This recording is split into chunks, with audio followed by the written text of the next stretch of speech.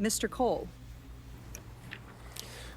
Thank you, Chairwoman Smith and Ranking Member Hyde-Smith, for the opportunity to testify before this subcommittee today.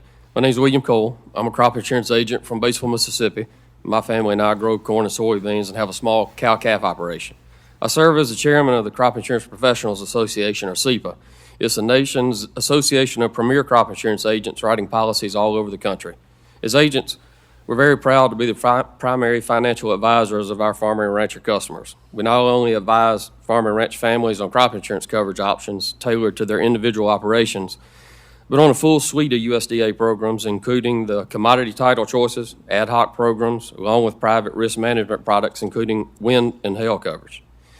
Though we're not compensated for services beyond advising on crop insurance, we go beyond our mission area to help our producers because we love agriculture, care about our American farmer and rancher customers. They are what federal crop insurance and we as agents are all about. The stakes today for agriculture couldn't be higher. In recent years, farm and ranch families have had to weather retaliatory Chinese tariffs, pandemic impacts on supply chains and markets, a string of severe and often chronic natural disasters, and high inflation and other factors driving up cost of production. Through all of them, federal crop insurance has been not only the cornerstone of the farm safety net, but arguably the only safety net for producers, given that the commodity title has really lost its relevance to producers because support levels are set based on 2012 cost of production, and so much has changed in 12 years. I believe that farmers and ranchers are truly grateful that the Farm Bill discussions have focused substantially on strengthening the safety net that undergirds the whole agricultural economy. Relative to crop insurance, I think it's extremely important to note that the coverage does not just help farmers recover after a natural disaster. It means so much more than that. Yes, indemnities are a measure of support, but the biggest value to crop insurance is the $200 million in liability protection that is in force.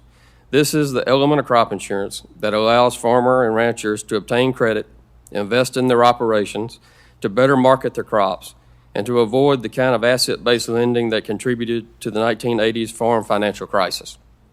Imagine a world you live in without something as basic as insurance. And that is where farm and ranch families would be without federal crop insurance. As vital as crop insurance is to farmer and ranchers, I'd submit that it's also good for the taxpayer. Farmer and ranchers have real skin in the game, paying some $6.7 billion in premiums alone last year. So as you begin the important work of crafting the 2023 Farm Bill, we would respectfully suggest ways to strengthen the safety net in ways that are both meaningful to producers and taxpayers.